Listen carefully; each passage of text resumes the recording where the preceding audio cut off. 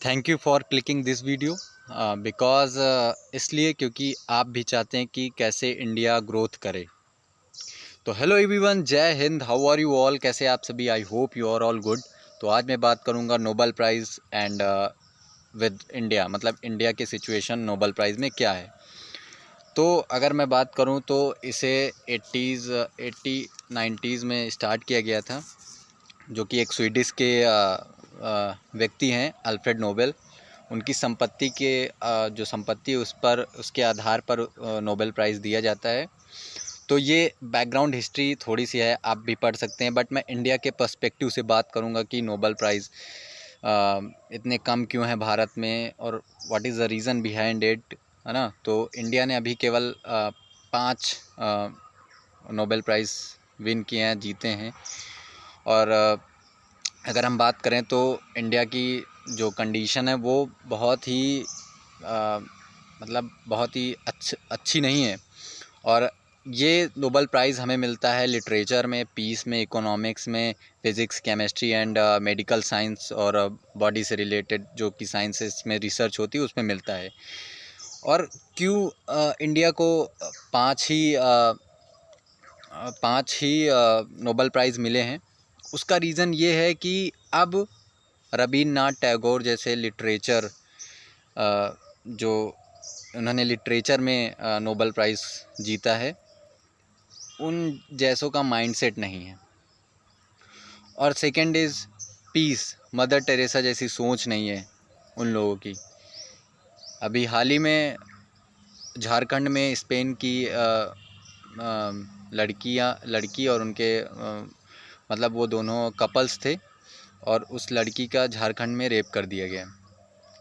तो जब ऐसी कंडीशन हमारे इंडिया में होगी तो क्यों ही पीस के लिए पीस में नोबेल प्राइज़ इंडिया को मिलेगा, है ना।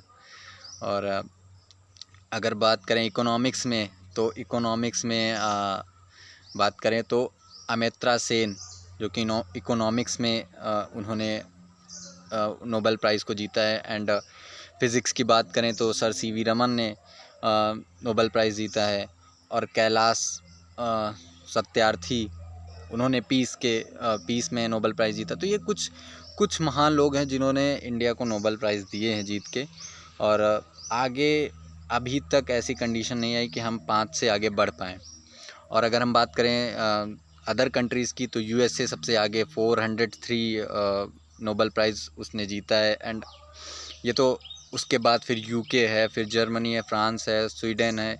और इंडिया का यहाँ पे कहीं पे ज़्यादा नाम नहीं, क्योंकि वो 5 ही नोबेल प्राइज़ उसने जीते हैं।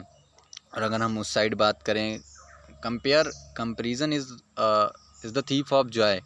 कंपेयर नहीं करना चाहिए, बट कंपेयर अच्छी चीज़ों में करें तो वो ज़्यादा अच्छा होता है। अगर हम बात करें साउथ अफ्रीका की, उसने हमसे ज़्यादा मेडल्स जीते हैं। 11 मेडल उसने 11 मेडल क्या, नोबेल प्राइज़ उसने जीते हैं। तो इंडिया की सिचुएशन ओलंपिक्स में भी नहीं सही है, इक्वालिटी के मामले में भी नहीं सही है, वुमेन सेफ्टी, एनिमल्स, एनवायरनमेंट, हम हर चीज़ की बात करें तो इंडिया कहीं ना कहीं बहुत पीछे। अभी भी बहुत काम करना है, इंडिया को हर तरीके से आगे लाना है, यही मेरी सोच है। और शायद कुछ काम करके मैं इस सोच को दूसरे में ला सकूं।